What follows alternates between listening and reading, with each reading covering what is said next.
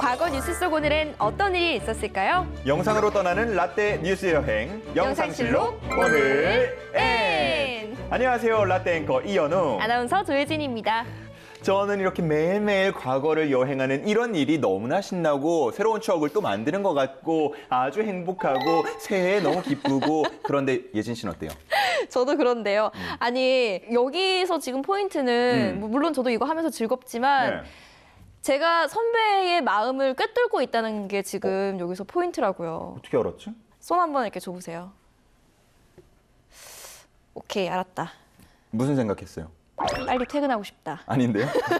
얘 왜 이러지? 얘 왜 이러지? 이상한 거 먹었나? 약간 이런 생각했는데요. 아, 그렇구나. 자, 어쨌든 간 오늘은 어떤 일들이 있었는지 함께 만나보시죠.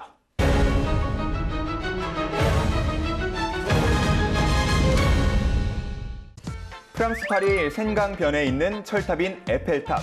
이 탑은 1880년대 후반 세상에서 제일 높은 타워였는데요. 1887년 1월 28일 에펠탑이 착공됐습니다. 와, 에펠탑이 1887년에 착공이 됐다고요? 네. 진짜 오래됐다. 저도 사실 이렇게 오래된 건 네. 줄은 몰랐는데 근데 에펠탑의 역사는요, 시대별 영화를 보면서 더 많이 알 수 있었던 것 같습니다. 네. 사실 그 프랑스 에펠탑 소재로 나온 영화의 시작은요, 루이 리미에르 작품에서 볼 수 있다고 합니다. 에펠탑은 프랑스 혁명 100주년과 1889년 파리의 만국 박람회를 기념해 만들어졌습니다. 뉴욕 자유의 여신상 골격을 설계한 프랑스 건축가 에펠의 작품이었는데요. 이집트의 피라미드보다 2배나 높은 324m로 고딕 건물과 철탑을 설계했습니다. 하지만 에펠탑은 고딕 건물과 철탑이 조화를 깨뜨린다는 이유로 일부 건축가들로부터 비판을 받아 파리의 흉물로 자리 잡기도 했는데요. 공사가 시작된 후 한 47명 정도의 문예인들로부터 프랑스적이지 않다, 네. 이런 평가를 받았다고 하고요. 그래서 에펠탑 건설에 반대를 했다고도 합니다. 또 주변의 위대한 문화유산을 해칠 것이라는 그런 주변의 평가가 있었다고도 하네요. 하지만 에펠은 25개월 만에 에펠탑을 완성해 일반인들에게 그 위용을 과시했습니다. 에펠탑은 프랑스 혁명 100주년을 기념하기 위해 건설된 것으로 현대까지도 구조공학적인 균형미에서 뛰어난 작품으로 평가받고 있습니다. 그리고 현재는 프랑스의 상징으로 매년 4천만 명의 관광객이 찾는 명소가 되었죠. 정말 프랑스 파리에 에펠탑이 없다면 안고 없는 찐빵 뭐 이런 느낌이 아닐까요? 맞죠. 뭐 조혜진 아나운서가 없는 YTN 같은 느낌? 감사합니다. 다시 웃어봐요. 굉장히 만족스럽네요. 아주 좋아하니까 저도 네. 좋네요. 자, 그러면 이번에는 1986년 미국으로 떠나보시죠. 1986년 1월 28일 미국 플로리다주의 챌린저호가 발사 75초 만에 공중 폭발했습니다. 네? 우주선이 폭발했다고요? 이게 당시에 정말 충격적인 사건이었다고 해요. 아니, 어떡해요? 그러면 사람들이 거기 타고 있었던 거 아니에요? 미국 플로리다주의 케이프 커네버럴 우주기지에선 우주 유인 왕복선 챌린저호가 비행을 앞두고 있었습니다. 이 우주선에는 여교사 맥컬리프를 포함 2명의 민간인과 5명의 승무원들이 타고 있었는데요. 카운트다운을 끝낼 챌린저호는 그동안 3차례의 챌린저 계획과 마찬가지로 순조로운 출발을 했습니다. 1 and liftoff. Liftoff of the 25th Space Shuttle mission, and it has cleared the tower. 두근두근 많은 사람이 기대하는 가운데 화려한 출발을 한 챌린저호는 우주 유영을 맞이한 지 75초 만에 폭발해 전원이 우주에서 산화했습니다. 어떡해요. 75초 만에 우주선이 사라져버린 거잖아요, 우주에서. 그렇죠? 미국의 나사는 두 번째 챌린저호에 특별 임무를 부여하고 발사했습니다. 그 특별 임무는 바로 우주에서 원격으로 학교 강의를 진행하는 것. 폭발의 원인은 바로 가스 누출을 막는 동그라미 링 때문이었습니다. 방사 당시 낮은 기온 때문에 동그라미 링이 얼어붙어 가스가 누출되면서 불이 붙었던 것으로 확인됐습니다. 이 사고에 대한 뒷이야기가 계속해서 나왔습니다. 부품 담당자가 놀라운 주장을 제기하기도 했는데 네. 이미 발사 12시간 전에 이 담당자가 최종 점검을 마치고 나사 측의 추운 날씨에 그 추운 동그라미 링이 재구시를 할 수 없을 것이다 라고 말하면서 발사를 연기하자고 주장한 게 있었다고 해요. 그런데도 강행을 했다고 쏜다라는 거죠. 예. 그럼 정말 더 말이 안 되는 건데 그 우주선에 타고 있던 사람들의 죽음만 너무 안타깝고 억울하네요. 그렇습니다. 정말 안타깝고 다시는 반복되지 않아야 할 그런 일인 것 같습니다. 그리고 또 과거에 오늘 있었던 다른 사건들을 정리해드리면요. 1898년에는 우리나라 최초의 궁궐에서 첫 전화가 개통됐고요. 1961년 스위스에서는 이색 경마 대회가 열리기도 했습니다. 1973년 베트남전에서 휴전협정이 발효됐고요. 1982년 제63회 동계 빙상 대회가 열렸습니다. 네, 그럼 이번에는 1월 29일로 한번 떠나보시죠.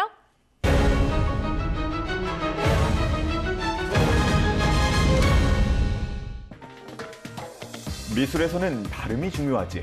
누가 더 나은가의 문제가 아니다. 다른 것을 맛보는 것이 예술이지. 1등을 매기는 것은 예술이 아니다. 이 명언은 파격적인 예술 세계, 디지털 시대의 패러다임을 연 비디오 아티스트 백남준이 평소에 자주 했던 말인데요. 혁신적인 예술 장르인 비디오 아트를 창시해서 예술사에 큰 족적을 남긴 백남준 선생이 2006년 1월 29일 세상을 떠났습니다. 다다익선 작품이 아주 대표적인 작품인데요. 저 작품이 있는 저 앞에서 분향소를 마련해가지고 여러분들의 그 좀 서운하고 씁쓸한 마음을 달래고자 합니다. 근데 이제 당시에 듣기로 정말 충격적이었다 이런 말들이 많았다고 합니다. 맞아요. 그 작품이 1988년 9월에 국립현대미술관 과천관 램프코어에 설치된 비디오 타워 다다익선이라는 작품인데요. 이 굉장함을 넘어선 그의 행보에는 든든한 조력자가 있었기 때문이 아닐까 싶은데요. 조력자라면 역시나 아내. 네, 맞습니다. 그의 아내였던 구보타 시게코 씨도 행위예술을 했는데요. 자신의 일을 포기하고 남편의 일을 응원하며 챙겨줬다고 합니다. 일본 분이신가 네, 봐요. 일본 분이세요. 미술을 전공한 백남준은 1956년 독일로 건너가 유럽 철학과 현대음악을 공부하면서 예술가와 활발한 교류도 함께 했는데요.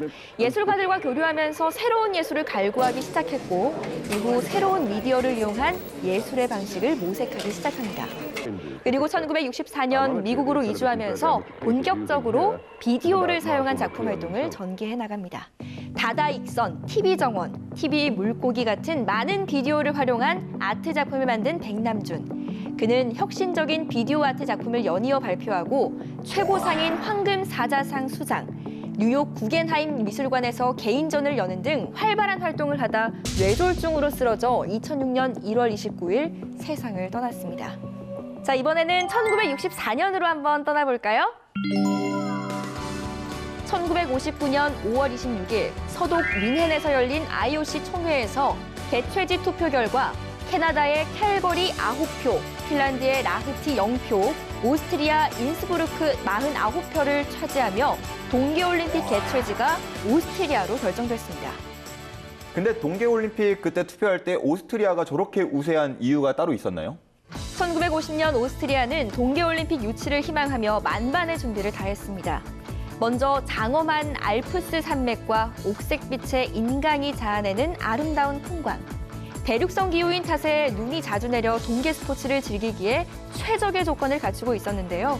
그리고 마침내 1964년 1월 29일 인스부르크에서 제9회 동계올림픽이 개막했습니다.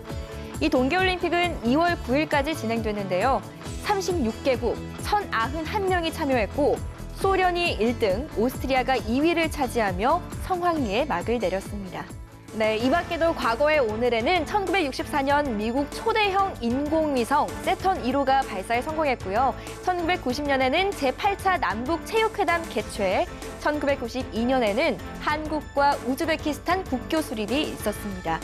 그리고 1998년 15개국 국제우주정거장 건설 조인, 2009년 애국지사 이차영 선생 별세 등 여러 가지 일들이 더 있었다고 합니다. 네. 자, 이번에는요. 1월 30일 뉴스 만나보시죠.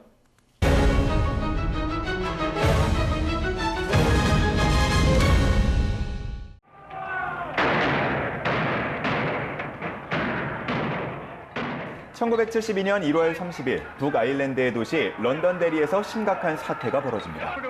영국이 북아일랜드 자치권을 박탈해 아일랜드계 주민들의 대규모 시위가 벌어졌고 영국 군대가 총을 발포한 건데요. 북아일랜드는 대혼란과 투쟁의 시대인 일명 피해 일요일 사건이 발생했습니다. 제가 잘못 들은 건가요? 주민들한테 총을 쐈다고요? 그래서 정말 많은 분들이 다쳤고요. 죽는 그런 초유의 사태가 발생했죠. 12세기부터 아일랜드는 수백 년 동안 영국인의 통치 속에 살아갑니다. 그리고 1911년 아일랜드계 의원들이 발벗고 나선 끝에 아일랜드 자치 법안 마련 등 아일랜드는 조금씩 독립에 가까워지는데요. 1922년 아일랜드는 전쟁까지 치른 끝에 마침내 독립에 성공합니다. 근데 독립에 성공한 거면 이제 좀 안심해도 되는 건가요? 근데 문제가 다 끝난 거는 아니었어요. 이 독립에는 성공했지만 그 과정에 남겨진 것들이 좀 있었는데 그곳이 다름 아닌 북아일랜드 지역이었습니다. 피해 일요일 사건 결과 북아일랜드에 사상자가 많이 발생했는데요. 부상당한 영국군은 없었고 10대 청소년을 포함한 북아일랜드 주민 14명이 영국군이 쏜 총에 맞아 현장에서 사망했습니다. 이번에는 1933년으로 떠나보겠습니다. 독일의 정치가이며 독재자로 불리는 아돌프 히틀러. 1932년 히틀러는 대통령 결선 투표에서 36.8%의 득표율로 낙선합니다. 하지만 그는 게르만 민족주의와 반유태주의자를 내걸어 1933년 1월 30일 제1당인 나치당의 당수로 총리에 임명됐습니다.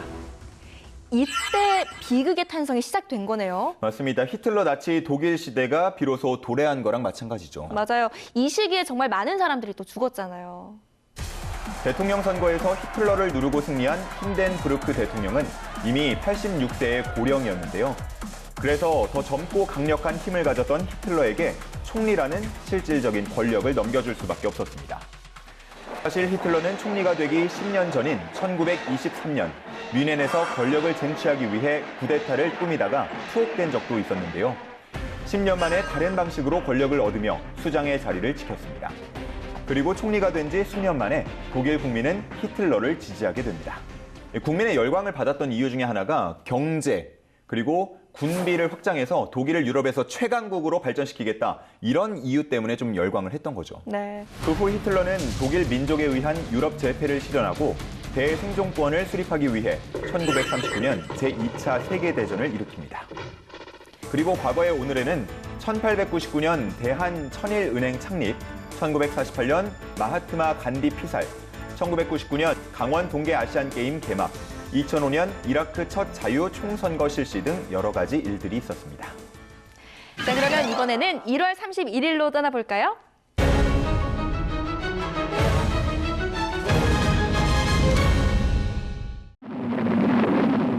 우리는 우주를 가장 최초로 경험한 존재가 사람이라고 알고 있는데요.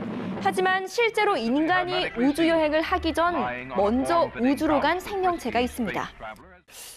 우주로 먼저 간 생명체가 있다고요? 네. 뭐 동물 실험 같은 거 한 건가요? 쥐 같은 거 보냈나요? 비슷합니다. 사실 우주 개발을 앞다퉜던 소련과 미국 또 프랑스에서 이 우주 실험에 동물을 이용했다고 합니다.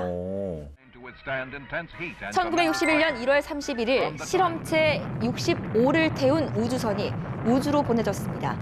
나사는 우주여행 임무 수행을 위해 임무를 수행할 침팬지를 모아 우주 침팬지 학교를 설립했는데요. 그중 가장 똑똑한 침팬지를 골라 우주여행에 필요한 행동 훈련을 시켰습니다. 선택된 침팬지의 당시 이름은 실험체 65. 훈련도 잘하고 성격도 온순해서 작은 꼬마아이라는 별명도 붙여졌습니다. 그리고 최소한의 안전을 위하여 우주선에 캡슐을 설치하고 침팬지를 그 안에 넣어서 여러 가지 생체 정보 센서를 부착 후 우주로 보내졌는데요. 아니 저렇게 의미 있는 일에 동원을 할 거면 이름 좀 멋지게 붙여주지. 어떻게 무사히 좀 잘 돌아왔나요? 아우 진짜. 침팬지의 임무는 우주선 안의 무중력 상태에서 생명체가 견딜 수 있는지 여부와 반응 속도, 인지 능력에 이상이 없는지를 확인하는 것이었는데요. 미국 케이프 커네버럴 우주기지에서 우주선은 250km 상공에 올라갔다가 남대서양 쪽으로 비행한 뒤 바다 위에 착륙했습니다. 그럼 무사히 잘 돌아왔다는 거죠? 네, 맞아요. 다행입니다. 이 실험체 65는 우주 비행을 다녀온 후에 햄이라는 이름이 생겼습니다. 네, 그 아쉬움을 이제 풀어드렸어요. 성공하니까 이름 지어주네요. 이 이름은 연구소의 이름을 따서 만들어졌고 우주를 다녀온 공로로 현재는 뉴멕시코 우주박물관 명예의 전당에 보관되어 있다고 합니다. 자, 그러면 이번에는 1957년으로 떠나볼까요? 현재 서울 충무로에서 대한민국의 우편물을 취급하는 포스트타워를 아시나요? 이 포스트타워는 2007년 현대식으로 새롭게 재건된 중앙우체국인데요. 지나가면서 본 것 같아요. 근데 건물이 정말 그 예술적이어가지고 우체국이라는 생각이 전혀 안 들었었거든요. 맞아요. 이 포스트타워는 획일적이고 딱딱한 그 관공서의 이미지를 확 깨트리고 알파벳 M자 모양의 독창적인 디자인으로 만들어졌다고 합니다. M자구나, 그게. 네. 1957년 1월 31일 중앙우체국 낙성식이 열렸습니다. 중앙우체국은 1915년 건립된 경성우체국 건물이었는데요. 하지만 1950년 6.25 전쟁이 발발하면서 전쟁의 포화 속에 서울중앙우체국은 외관만 남았고 창문은 온데간데 없었으며 건물은 폐허가 됐습니다. 야, 그러면은 중앙우체국 같은 경우는 어떻게 다시 좀 재건될 수 있었던 것 같은데 시도를 했나요? 한국전쟁을 휴전했고 수도 재건을 하자는 구호가 거리 곳곳에 세워졌지만 건물이 폐허가 되어 재건을 할 수 없었는데요. 결국 전쟁 이후 본래의 중앙우체국 건물은 완전히 사라졌고 1957년 같은 자리에 새 중앙우체국 사옥이 지어져 1월 31일 낙성식을 거행했습니다. 그리고 1981년 다시 한번 기존 건물을 철거하고 같은 자리에 새 우체국 사옥을 신축해 2003년까지 사용했습니다. 자, 그리고 과거의 오늘은 또 다른 일들이 있었는데요. 1905년에는 일본 총독부가 한국에서 업무를 개시했고 1971년에는 동베를린과 서베를린에서 19년 만에 전화가 개통됐습니다. 1992년에는 한국과 몰도바 국교 수립이 이뤄졌고요. 2011년에는 축구선수 박지성의 국가대표 은퇴가 있던 날이었습니다. 이제 2월로 넘어갑니다. 네. 2월 1일로 떠나보시죠.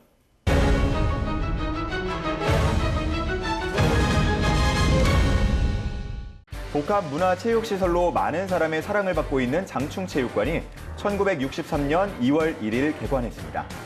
노천체육관으로 대한민국 최대 규모를 자랑했던 육군체육관을 1959년 서울시가 인수해 운영을 맡은 건데요. 1963년에 본격적인 경기장으로 개보수했고 이곳은 대한민국 국민이 직접 설계하고 대한민국 기업이 직접 만든 첫 돔 경기장이었습니다. 이곳에서 역사적인 경기들도 많이 했던 것으로 기억하는데 맞나요? 그렇죠. 장충체육관에서는 1966년 김기수의 한국 최초의 복싱 세계 챔피언 등극, 김일이 이끌었던 한국 프로레슬링의 전성기가 펼쳐졌는데요. 국내를 대표하는 체육관으로 민속 씨름, 대통령배 배구대회, 농구 대잔치와 같은 대형 체육 행사, 공연, 선거 등이 열렸고 1983년 이만기 초대 천하장사를 배출한 제1회 장사 씨름대회도 열렸습니다. 그리고 2014년 리모델링을 한 뒤 2015년 1월 17일 장충체육관이 재개장됐습니다. 당시에는 이 장충체육관이 국내를 대표하는 경기장이었네요. 그렇죠. 1986년 서울 아시안게임이라던가 1988년 서울 올림픽 종목별 경기도 이곳에서 펼쳐지기도 했습니다. 이번에는 1986년으로 떠나보겠습니다. 소비자와 사업자 간의 분쟁을 원활하게 해결하기 위해 품목별로 소비자의 피해를 보상할 수 있는 기준을 규정하도록 하는 소비자 피해 보상 규정을 1986년 2월 1일부터 시행했습니다.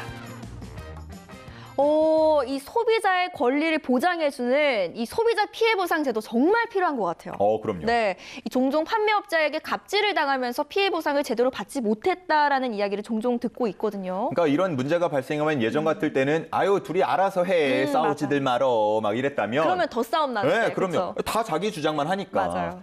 피해 보상 규정에 대한 내용에는 각 소비자와 사업자 양쪽 입장을 충분히 반영해 공산품의 경우 반드시 품질 보증서를 내주도록 했습니다.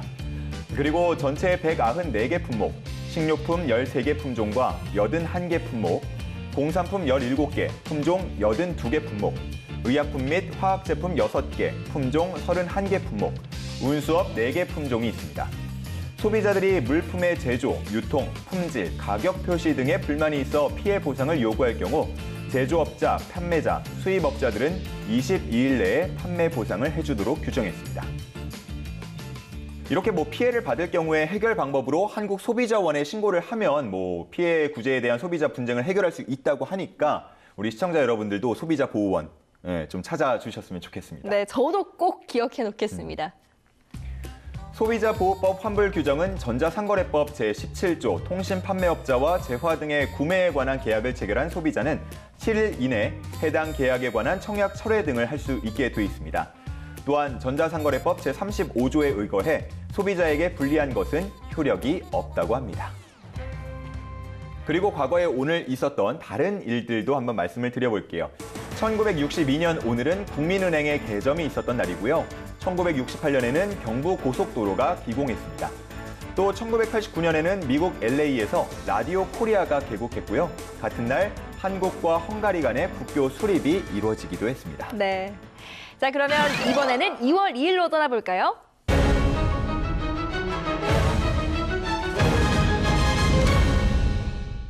2002년은 대한민국 국가대표팀이 월드컵 4강의 신화를 써내려가며 국민에게 행복한 추억을 만들어준 뜻깊은 해인데요.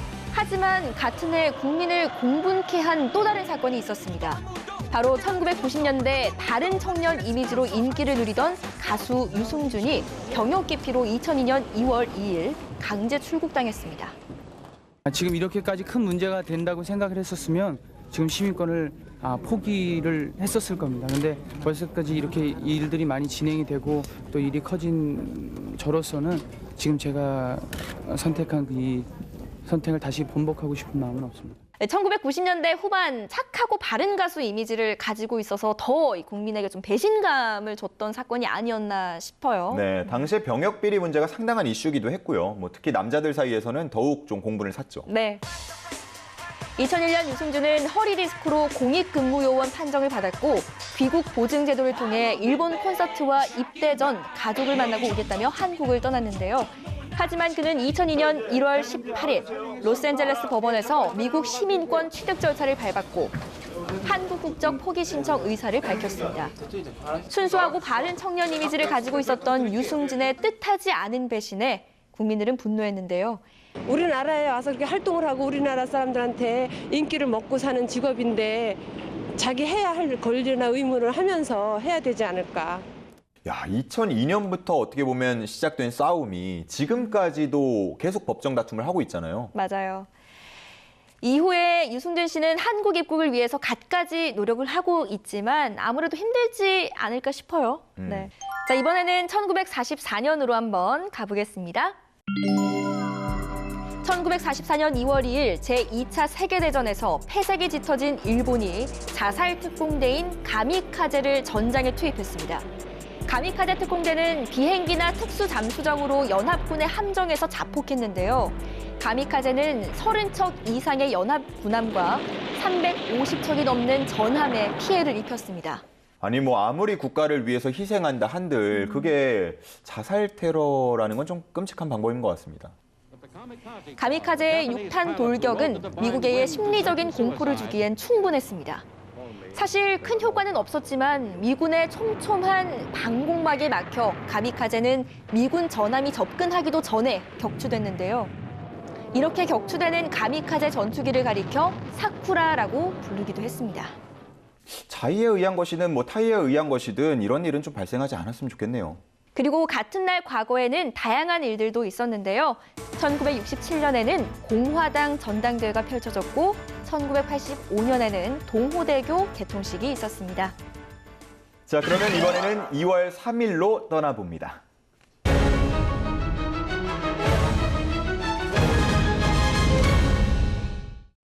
(2016년 2월 3일) 한국 수화언어법이 제정됐습니다. 한국 수화언어는 국어와 동등한 자격을 가진 농인의 고유한 언어인데요.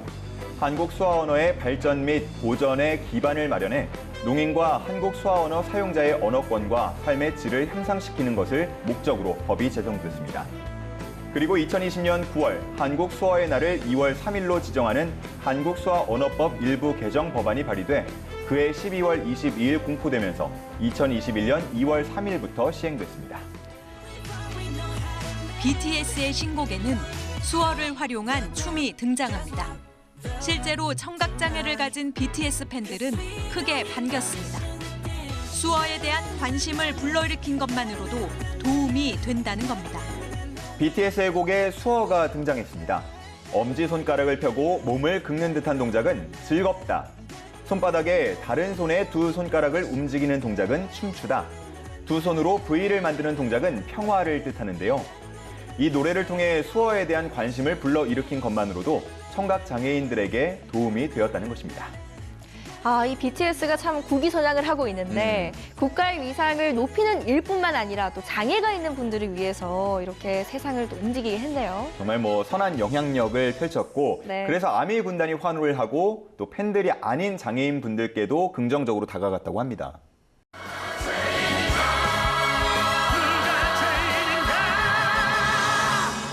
지난해 광복절에 공개된 뮤직비디오입니다.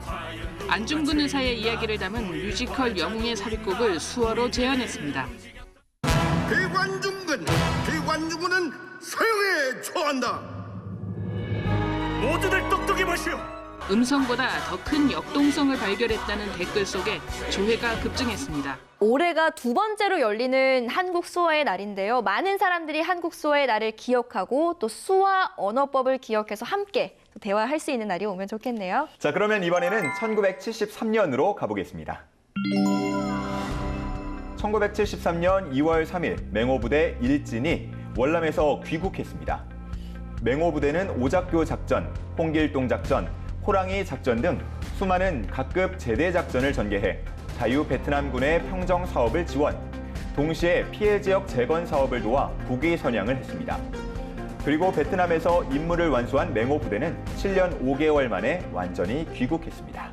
공무를 훌륭하게 수행하고 회국의 장도에 오른 용사들은 환송나온 이름모를 월남의 아가씨들이 걸어주는 꽃다발에 묻혀 그동안 피땀으로 지켜온 월남 땅을 떠났습니다. 월남에서 돌아온 김상사 노래 아세요? 알죠. 월남에서 돌아온 나나나 김상사. 그 노래가 이제 베트남으로 파병 갔다가 돌아온 군인을 보고서 만들어진 노래라고 하더라고요. 1965년 10월부터 베트남에 파병된 국군은 31만 명을 넘어섰습니다. 베트남전의 베트남화라는 미국의 정책에 따라 미군은 베트남에서 철수했고 한국군도 1971년 12월부터 베트남에서 돌아오기 시작했는데요. 선발대로 베트남으로 먼저 갔던 청룡 부대가 1972년 3월까지 우선 철수하고 이어 1973년 2월 3일부터 3월 15일까지 맹호부대, 백마부대, 십자선 부대 등이 귀국했습니다. 주월 한국군 사령부의 마지막 후발대는 같은 해 3월 23일 돌아왔습니다. 그리고 같은 날 과거에는 1902년 항일투사 박열이 출생했고요. 1956년에는 한미 원자력 협정 조인이 있었습니다. 또 1972년에는 제11회 동계올림픽 개막이 있었고요. 1995년 미국 우주 왕복선 디스커버리호 첫 발사가 이루어졌던 날이기도 합니다. 자, 오늘도 힘차게 한 주간의 과거 뉴스를 달려봤는데요. 마음을 울리는 안타까운 소식부터 또 신기하고 놀라운 사건까지 여러분도 저처럼 과거 뉴스를 통해서 오늘을 되돌아보는 시간, 뜻깊은 시간 되었길 바랍니다. 그럼 잠시 후 유튜브 사진관에서 다시 만나요.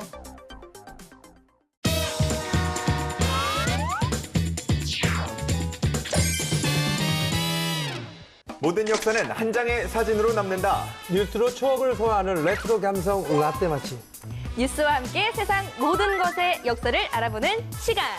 인생이 뉴스다. 우리의 인생 사진을 만나볼 수 있는 유튜브 사진관에 오신 걸 환영합니다. 여기는 라떼 월드. 까치까치 설날은 예. 어저께 고요. 네. 새해 복 많이 받으시옵소서. 봉투 열렸네. 타다라. 감사네. 동생한테 받자. 나는 등밖에 못 봤어. 야. 거기까지 생각을 못했습니다. 네. 예. 오늘 이렇게 요정과 함께하는 라떼월드 시작해 볼 텐데요. 본인이 더 요정이잖아요. 뭐예요? 오늘 공주님처럼 하고 와가지고. 자면 공주면서. 한 번만 더 요정이라고 해봐 그냥. 방송에 방해되는 멘트 아주 경고입니다. 알겠습니다. 이게 어떻게 요정입니까? 예, 그럼요. 요정보다 더 이쁜 욕정이죠. 욕정인가요? 예, 욕정이 가득 찼어요. 좋아요. 삐리리 삐리리 삐리리 삐. 어우 귀에서 피나겠네. 우리 오늘 하루는 요정이라고 해주자고요. 네. 그래요. 네. 설날이잖아요. 네. 자, 얼마 안 있으면 정말 민족 고유의 명절 설이죠. 다들 설날 많이 기다리시는 것 같은데 어떠신가요? 설하면 뭐가 가장 떠오르세요? 아유, 뭐 아까 전에도 계속 봉투 열렸네 하는 거 보니까 역시 뭐 돈이죠, 돈. 맞아요. 세뱃돈. 아 그리고 또 저희 때 다 공감하실 거예요. 네네. 그렇게 설날 되면 뭔가 복을 많이 받으라는 의미에서 동네에 복조리 장수가 이렇게 한보따리를 이렇게 짊어지고 와서 복조리 사려, 복조리 사려. 저는 근데 나 이거 봤어. 이게 왜냐면 그게 이상하게 찹쌀떡 아저씨가 잠깐 찹쌀떡 내려놓고 이때 그 한철 장사 하시는 것 같아. 똑같아.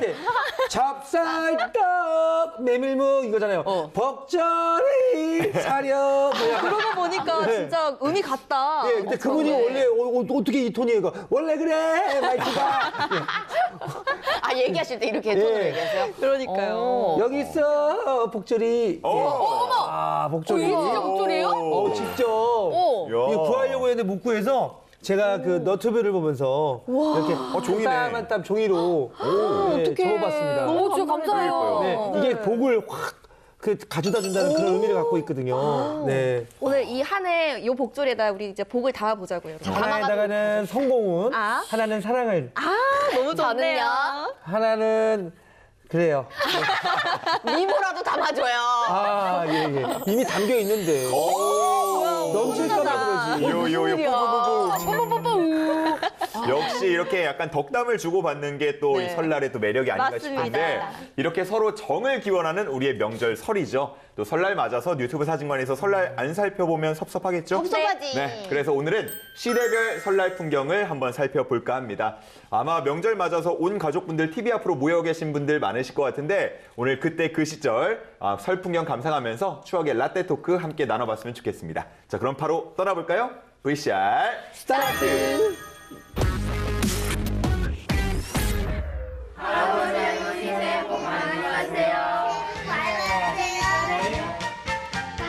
까치까치 설날은 어저께 보요 우리 설날 싱. 우리 민족은 신라시대 때부터 설날을 명절로 기념해서 여러 세시 풍속을 즐기곤 했는데요. 뭐 널뛰기, 떡방아 찍기 저런 것들이 다 옛날에는 설에 즐겨 했던 건데. 맞아요. 그렇다면 60년대 설 풍경은 어땠을지 과거 뉴스를 한번 만나보시죠. 음력설 풍경. 2월 15일은 음력설입니다. 거의 모든 한국 사람들이 대대로 내려오는 그들의 풍습에 따라서 이날을 큰 명절로 여기고 반겨하는 경향이 있습니다. 옛날 우리 시골 풍경이다, 진짜. 부산에 있는 우리 카메라맨이 몇몇 설 풍경을 잡으러 나갔는데 많은 사람들은 설 치레를 했으며 특히 어린이들은 어여쁜 꽃가옷을 입었습니다. 진짜 잘 치신다. 와. 놀이기구 수준 아닌가요? 광복동 거리의 노점은 물건 사는 사람들로 벅작됐으며 극장은 명절의 관람객들로서 들끓었습니다. 야, 진짜 명절 분위기네요. 저 때부터 설 극장가가 핫했네요. 맞아요. 요즘에 또 설이면요, 극장 가가지고 보면은 가족 영화들이 개봉을 많이 했잖아요. 맞아요. 저 때도 똑같네요. 상점 입구에는 술병이 줄비하게 놓여 있었고 어떤 집 식구들은 부전동 공동묘지에 있는 조상들의 묘를 참배하러 갔습니다. 자, 이어서 80년대 설 풍경의 모습도 만나보시죠.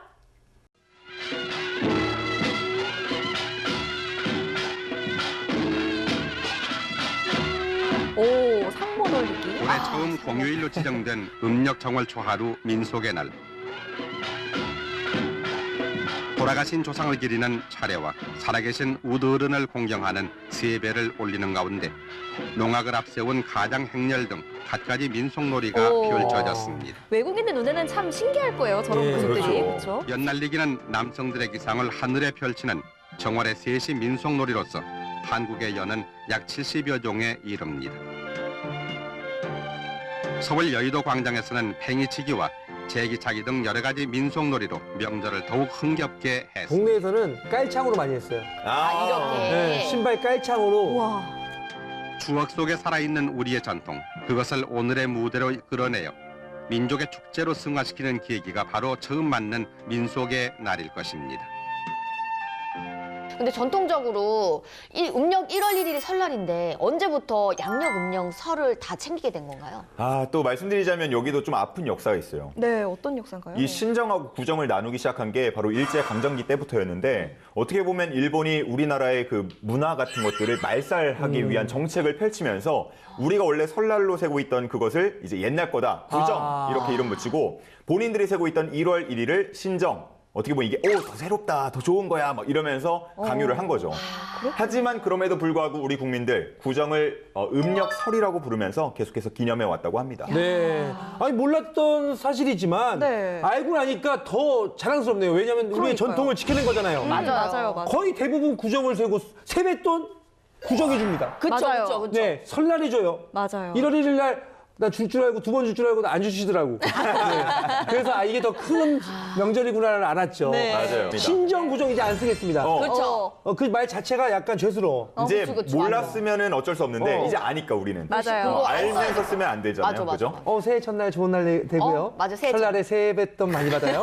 정답. 너무 좋다. 너무 좋다. 아니 실제로 1989년에는 설날이 드디어 제 이름을 찾게 됐다고 하는데 이와 관련한 뉴스도 있거든요. 바로 만나보시죠.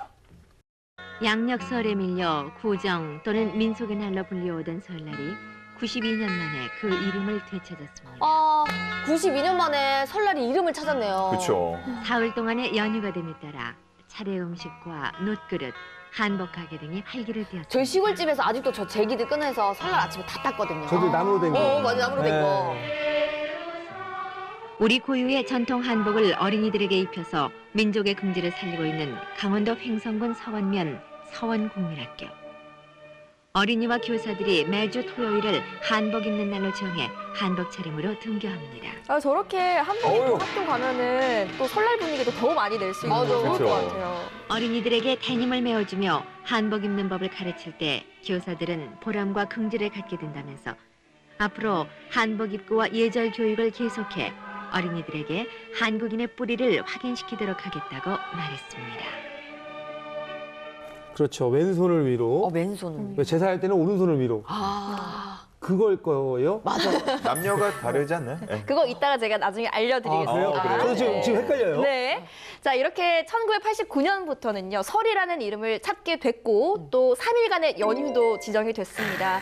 그러고 보면 우리의 명절을 제대로 되찾은 지 불과 30여 년밖에 안 된 건데요. 어렵게 되찾은 만큼 잘 지켜나가는 것도 아까 말씀하신 것처럼 중요할 텐데요. 혹시 세 분은 아까 말씀을 하셨지만 제대로 세배하는 법 알고 계신가요? 나 그냥 아까 그냥 얘기 안 한 척했는데 바로 이렇게 찝을 줄 몰랐어. 그러니까 이걸 얼마나 아까 신났겠어. 그냥 넘어가려고 했는데. 근질근질했다고요. 역시 아나운서 아니랄까 봐. 그러니까 어떻게 하는 거예요? 이렇게 하는 건가? 아니야, 마음을 담아서 하면 다 되는. 마음을 담아서. 그럼요. 그거는 너무 이렇게 약간 아부할 때 넙죽넙죽이고 이렇게. 이렇게 해서 올리면 이제 미신이고 또 사입이고. 물론 진심을 담으면 좋겠지만요. 세배는 우리의 소중한 전통 문화잖아요. 그러니까 제대로 하는 게 중요하겠죠. 이 뉴스와 함께 설 예법에 대해서 제대로 한번 알아보겠습니다. 뭐야, 본인도 모르죠? 뉴스로 알려드릴게요. 다 같이 배우네. 아우, 곱다. 설날을 맞이해서 한복을 잘 입는 법도 중요하지만 세배를 드리는 예법 또한 잘 알고 있어야 됩니다. 오른손 위에 왼손을 올리시고 손을 수평으로 하신 다음 허리를 구부리시고 여자분들은 왼손 위에 오른손을 남자와 여자가 펴시고 이마에 수평으로 팔을 드신 다음 왼발과 오른발을 꾸르시고 엉덩이를 깊숙이 밀면서 앉으시며 예를 갖추시면 됩니다. YTN 시청자 여러분, 새해 복 많이 받으세요.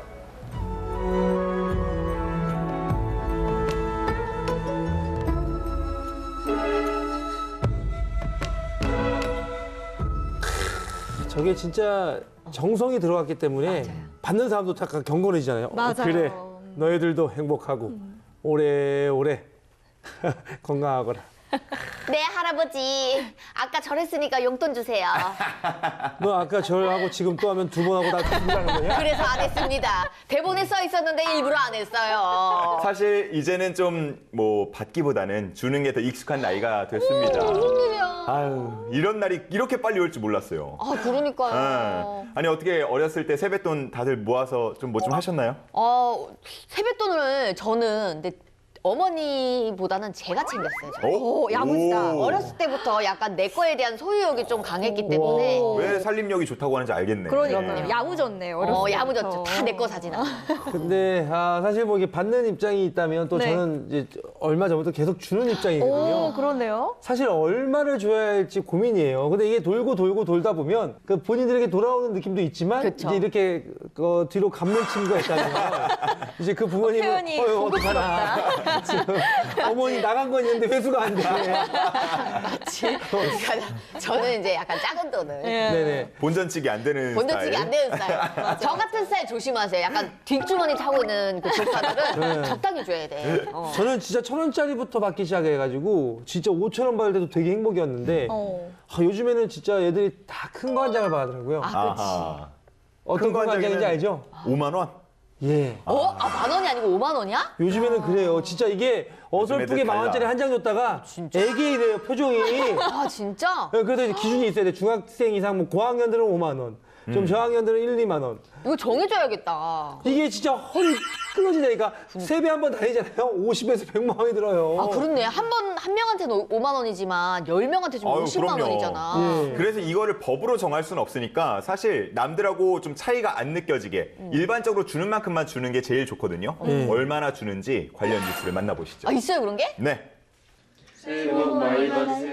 설에는 역시 세뱃돈 받는 재미를 빼놓을 수 없습니다.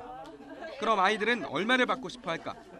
초등학생 2,100여 명을 설문조사했더니 37%가 20만 원 이상을 받고 싶다고 초등학생이? 답했습니다. 아, 다 합쳐서? 10만 원에서 20만 원은 23%, 5만 원에서 10만 원은 19%였습니다. 하지만 그동안 실제로 받은 금액은 이보다 낮았습니다. 평균 세뱃돈 총액은 15만 6천 원 선으로 나와 희망 금액보다 4만 원에서 5만 원 정도 낮았습니다. 어른들도 아이들의 희망 금액보다는 적게 줄 것이라고 답했습니다. 초등학생 이하와 중고등학생에게는 만 원에서 3만 원을 줄 거란 답변이 가장 많았습니다.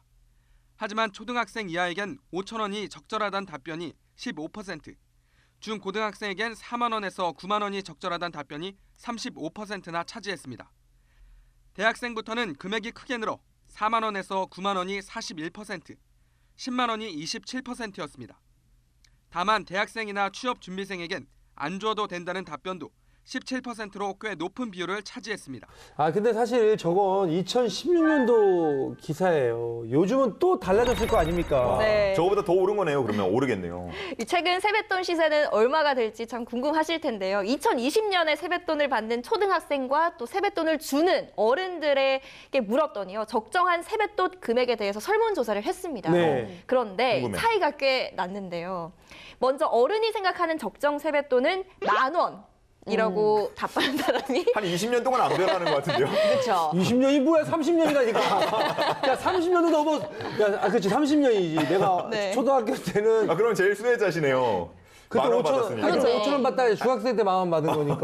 그러니까 10,000원이라고 답한 사람이 43%, 거의 절반 가까이 수준이 됐고요. 또 초등학생이 생각하는 적정 세뱃돈, 난 이 정도 받아야 돼 그쵸. 라고 생각하는 5만 원을 받아야 된다고 생각하는 비싸다. 학생들이 21%였다고 합니다. 차이가 크다. 네, 그죠? 또 3만 원은 20%, 심지어 6%의 초등학생은 적정 세뱃돈은 10만 원은 받아야 된다. 통이 크네. 자, 저런 친구들이 말이죠. 한탕주의입니다.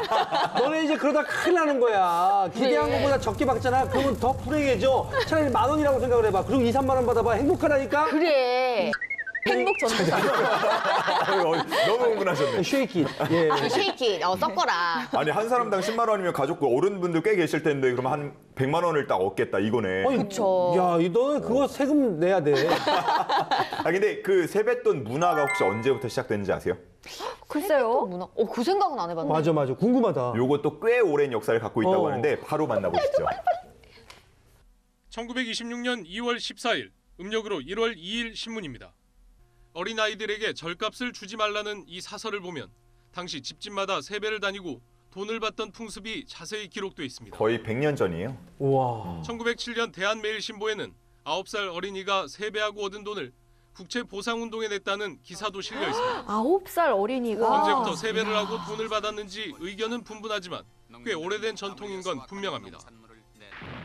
6.25 전쟁을 지나고 세뱃돈 풍습은 다시 퍼집니다. 전란 중에도 설은 어김없이 찾아왔다. 시대마다 화폐 단위는 달랐지만 모두가 가난하던 시절 어린이들에게는 제법 큰 돈이었습니다. 이제 어른들한테 이제 세배하러 가면은 세뱃돈을 주시는데 그때는 그 세뱃돈 주는 게 참 큰 돈이었거든요. 이제 그걸 모아갖고 학용품도 사고 이제 뭐 때에 따라 뭐 이제 사탕 같은 것도 사 먹기도 하고. 지금은 주시는 입장이겠지만 저분도 언젠가는 받았었을 테니까요. 그렇죠. 그렇죠. 주로 현금으로 주던 세뱃돈도 다양해졌습니다. 각국 화폐를 모은 상품이나 이자를 더 얹어준다는 통장에 이어 이제는 모바일 세뱃돈이 등장했습니다. 네? 모바일? 정없다 정없어. 상대방 전화번호만 알면 윗사람에게나 아랫사람에게나 쉽게 마음을 전할 수 있다는 게 장점입니다. 20만 원은 좀 있네, 좀 있다. 좀 있다. 이분은 크신 분입니다. 저의 엄마로 모시겠습니다. 엄마? 엄마 그걸로 마트에서 장 보세요. 그래, 잘 쓸게. 예전 같았으면 이렇게 지갑에서 직접 돈을 뽑아서 줘야 되니까 좀 부담스럽기도 했는데 어플로 주니까 금액도 제가 마음대로 선택해 줄 수 있고 동생들도 모바일로 받으면 훨씬 신기해하고 좋아해서 세뱃돈을 꼭 현금보다 상품권이나 기프티콘으로 주는 것이 적절할 수 있다는 설문조사 결과도 이런 세태를 반영합니다. 시대에 따라 세뱃돈을 주는 방식과 액수는 조금씩 다르지만 새해를 맞아 건강과 행복을 바라는 마음은 한결같습니다. 이쯤 되면 생각나는 게 있죠. 아니 그러면 코인으로는 안 주나? 준다고 합니다. 너무 좋다. 요즘엔 실제로 코인이라던가 아니면 주식으로 세뱃돈을 주는 그런 분들도 계시다 그래요. 와, 나도 그야말로 정말 뭐 핀테크와 전통 문화의 조합이 아닌가.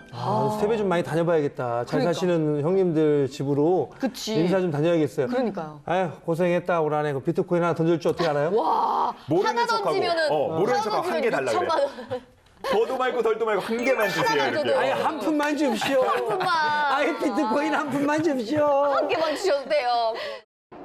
한 백화점의 격식을 맞춰 꾸며놓은 전통 차례상 모형입니다. 육포에 큼직한 굴비까지 푸짐하게 차려졌지만 보는 주부들의 머릿속엔 일거리가 먼저 떠오릅니다. 며느리 저 혼자거든요. 그러니까 어머님이랑 저랑 계속 부엌에 있어야죠. 뭐. 아유 허리도 아프고 어깨도 아프고 후유증이 심하죠. 자 그래서 명절만 지나면 홈쇼핑에서 고가의 제품들이 그렇게 많이 팔린다고 합니다. 어머머머머. 포상해달래 거지. 아, 그치. 너네 집에 가서 난 정말 열심히 일했으니까 나한테 뭔가를 내놔. 예. 분명히 어디서 보고 얘기하신 것처럼 되게 자연스러웠는데. 아니 명품 가방 뭐 이제 좀 예. 맞아요. 뭐 코트 같은 거. 스트레스 풀어야죠. 어디든. 최근 설문조사를 보면 가정주부 절반 이상이 설이 즐겁지 않다고 대답했습니다. 차례상 준비와 손님 접대로 주부들은 설 연휴 내내 부엌에서 벗어나질 못하기 때문입니다. 이처럼 즐거워야 할 명절이 고통으로 다가오는 주부들을 위해 시민단체에서는 먼저 지나친 허례를 버리라고 권하고 있습니다. 그러니까 내 가족이기 때문에 그 집 식구 이렇게 딱딱 나눠줄 것만큼만 해요. 많은 종류의 음식보다는 정성이 깃든 음식으로 간소하게 차리면 그만큼 수고를 덜고 낭비도 막을 수 있습니다. 또 음식 장만과 설거지 등 끊임없이 이어지는 일거리를 남자들도 함께 나눌 것을 제안합니다. 아 같이 해야죠 당연히.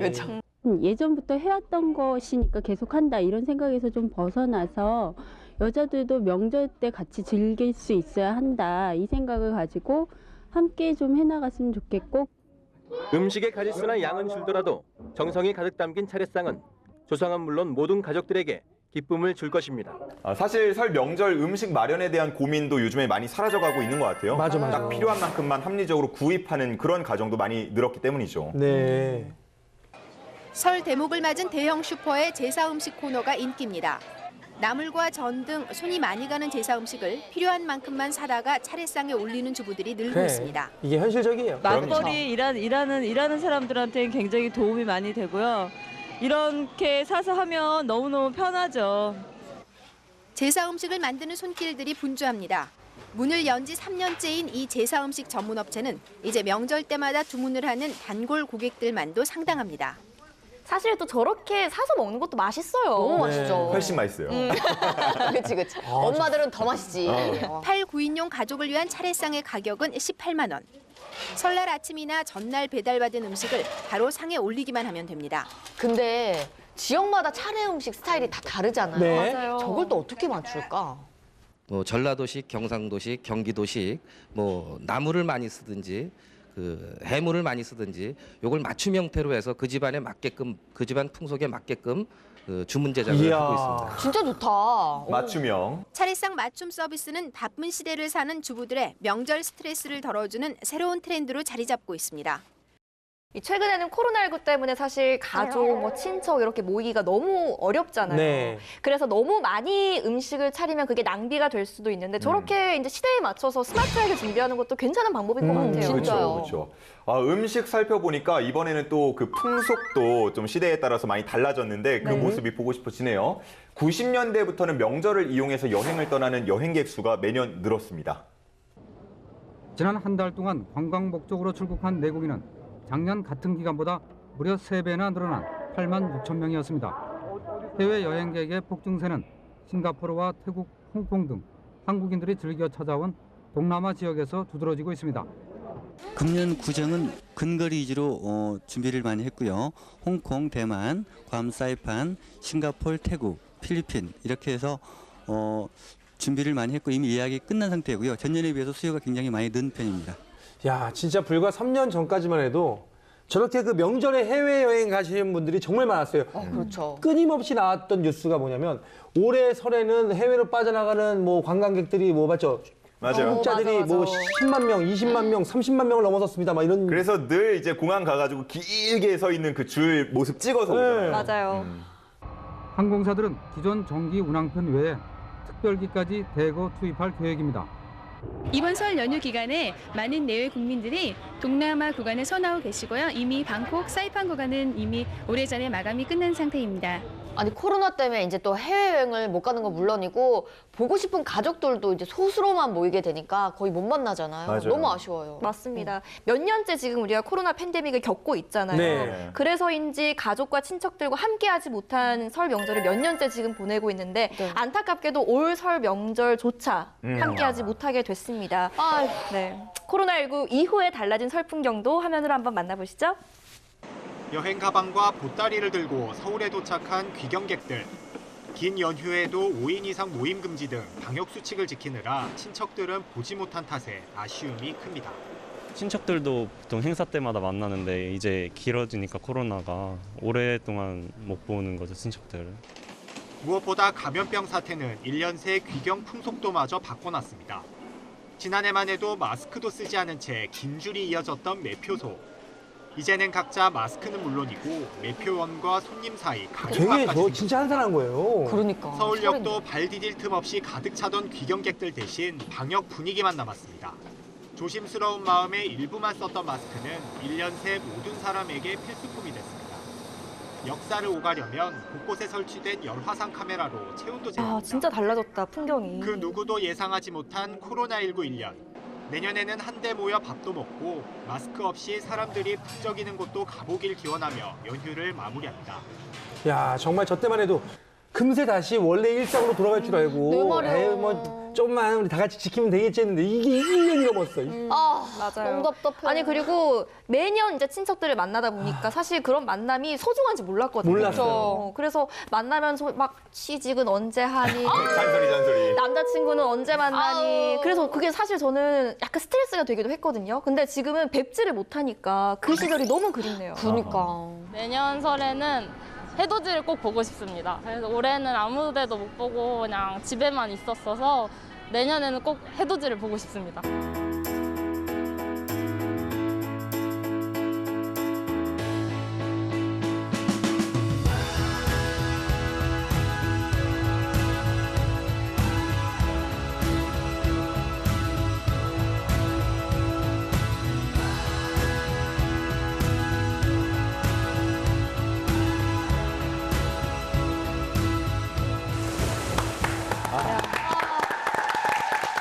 우리도 해돋이 보고 싶다. 그러니까요. 너무 보고 싶다. 얼른 이게 다 종식돼서. 해 뜬 거 아니에요?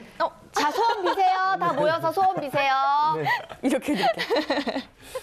이렇게 유튜브 사진관에서 이번에 시대별 설 풍경을 한번 살펴봤는데 그때 그 시절 추억의 영상으로 시작해서 최근에 이제 코로나 이후에 약간은 암울한 설 풍경 모습까지 이렇게 마무리를 지어봤습니다.